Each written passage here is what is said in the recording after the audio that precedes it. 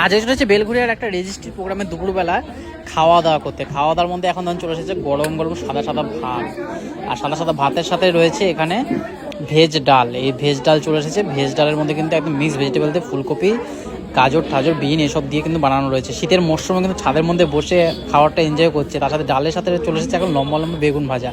বেগুন ভাজাটা কিন্তু সত্যি খুব গরম, মানে হাত দেওয়া যাচ্ছে না, এতটাই গরম। কিন্তু লোভ আমি সামলাতে পারছি না। আমার কিন্তু এরকম ডাল ভাত খেতে খুব সুন্দর লাগে, আমি বাড়িতেও মাঝে মধ্যে খাই।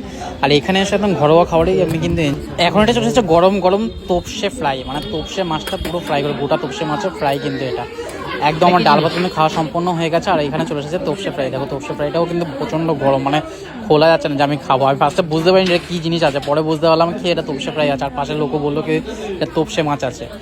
যাই হোক, তোপসে মাছটা এনজয় করতে করতে আবার চলে এসেছে, মানে একের পর এখন চলেই আসছে। এখন চলে এসেছে আবার একটা আমি ভেজ ডাল নিলাম, কারণ ভেজ ডালটা আমার সত্যি খুব দারুণ লাগে। আর মাছের সাথে তো আরও বেশি ভালো লাগে। আর ভাতটা কিন্তু শেষ হয়ে যাচ্ছে, সেই জন্য আমি একটু নিয়ে নিচ্ছি রাত থেকে সাদা রাইস। মানে দেখো, আমি কিন্তু একটু ভাত প্রেমী বাঙালি, মানে কিন্তু ভাত প্রেমী আমরা অ্যাকচুয়ালি। আর তার সাথে এখন চলে এসেছে ছেঁচড়া, মাছের মাথা দিয়ে কিন্তু এই ছেঁচড়াটা তৈরি করা হয়, হেবি সুন্দর। এটা পুঁই শাক বা পালং শাক দিয়ে অনেকে বানায়, এটা কিন্তু পুঁই শাক দিয়ে করা হয়েছে। পুঁই শাক ডাটা রয়েছে আর মাছের মাথাটা রয়েছে, আর আলু টালু দিয়ে একদম সুন্দরভাবে ঘরোয়াভাবে রান্না। কিন্তু এগুলো কিন্তু বেসিক্যালি প্রত্যেকটা বাঙালিরই ভালো লাগে। আর দুপুরে খাওয়ার মধ্যে তো সত্যি এগুলো একদমই খুবই ভালো লাগে খেতে। আমার তো দারুণ লাগলো খেতে, কিন্তু মাছের মাথা আমি সেরকম খাই না, সেজন্য মাথাটা আমি সাইডে রেখে দিই। ছেঁচড়া খেতে খেতে এখন কিন্তু চলে আসলো কাতলা মাছ। কাতলা মাছের দেখো এই পিসটা দেখো, কাতলা মাছ দিয়ে এখন আমরা খাবো। কাতলা মাছে কিন্তু গ্রেভিটা কিন্তু আলাদা করে দিচ্ছে। গ্রেভিটা এখানে ঝোলটা দেখো পাতলা করে একদম ঝোল রয়েছে, এইটা রাইস দিয়ে জাস্ট ভরিয়ে খাবো। আর আমার কাতলা মাছই একটু বেশি ভালো লাগে। কাতলা মাছ, রুই মাছ, পমফ্রেট মাছ এগুলো আমার বেশি ভালো লাগে। আমার অত ছোটো ছোটো মাছগুলো খুব ভালো লাগে না, যেহেতু কাটা বেশি থাকে। কিন্তু এই মাছটা আমার সত্যি ভালো লাগে। আমি কিন্তু যখনই রোববারে বাড়িতে বাজার করি মাংসের সাথে কিন্তু এই মাছটাও নিয়ে আসি, যাতে খেতে পারি। ভাজা করে খাই, নাহলে ওই মাংসের ঝোলের মতো দিয়েই খাই। আমার কিন্তু বেসিক্যালি খুব ভালো লাগে। আর এখানে টেস্টটাও কিন্তু দারুণ হচ্ছে। এদের মতো টেস্ট কিন্তু আমি বাড়িতে বানাতে পারি না, কিন্তু আমার কিন্তু ভীষণ ভালো লাগে কোনো অনুষ্ঠান বাড়িতে এসে খেতে। কারণ কি এদের খাবারের যে টেস্টটা হয় না, সত্যি দারুণ লাগে, দারুণ। আর এখন দেখো চলে এসেছে গলদা চিংড়ি। গলদা চিংড়ি চলে এসেছে, এই এখন গ্রেভিটা চলে এসেছে। এই গ্রেভি দিয়ে কিন্তু এখন আমরা ভাতটা খাবো। ভাত কিন্তু আমার সেই আবার শেষ হয়ে গেছে, ভাত আবার নিতে হবেই আমাকে, সেই জন্য আবার ভাত চলে এসেছে।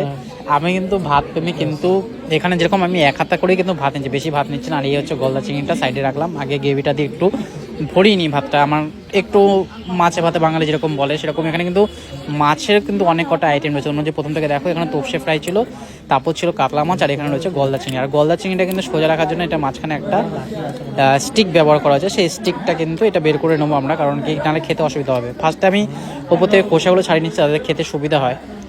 স্টিকটা আমি বের করে নিচ্ছি, যে স্টিকটা বেরিয়ে গেল। আর ওপরে কিন্তু আমি এই ছালটাও বের করে নিচ্ছি। এবার কিন্তু মানে এই যে গলদা চিংড়ি মাংসটা রয়েছে পেছনের দিকে, সেই মাংসটা আমি খাবো। সামনে মাথাটা আমি অতটা খাই না, অনেকে কিন্তু মাথাটাও পছন্দ করে। আর চিংড়ি খেলে কিন্তু অ্যালার্জির প্রবলেম হয়, সেই অ্যালার্জির যাতে প্রবলেম আছে তারা কিন্তু এটা চিংড়ি থেকে দূরে থাকায় ভালো। আমারও একটু অ্যালার্জি হালকা পাতলা প্রবলেম আছে, কিন্তু সেই জন্যই মাথাটা বেশি খাই না। মাথাটা কিন্তু অনেক সময় চিংড়ির চপের সাথেও কিন্তু ইউজ করা হয়। এরকম বড় মাথা না, কিন্তু ছোটো ছোটো মাথাগুলো যেগুলো বড় ছোটো চিংড়ি হয় সেগুলোর মাথাগুলো ইউজ করা হয়। যাই হোক, আজকে কিন্তু এই ভিডিওটা তোমাদের জন্য আমি স্পেশালি বানিয়েছিলাম, যাতে তোমাদেরকে দেখা যাবে আমাদের ঘরোয়া খাওয়া কিরকম হয় দুপুরবেলায়, সেটাই দেখাচ্ছি তোমাদেরকে বিয়েবাড়ির মাধ্যমে। আর এই বিয়েবাড়ি যে গলদা চিংড়ি খোসাটা কিন্তু পুরো অলমোস্ট ছাড়ানো হয়ে গেছে, মাথাটা খালি বাদ দেবো। আর নিচের অংশ বডিটা আমি জাস্ট খাবো। তোমাদের যদি এই ভিডিওটা পছন্দ হয়ে থাকে তাহলে লাইক করো, শেয়ার করো, কমেন্ট করো। দেখা হবে এরকম একটা ভিডিওর সাথে। তখন টাটা।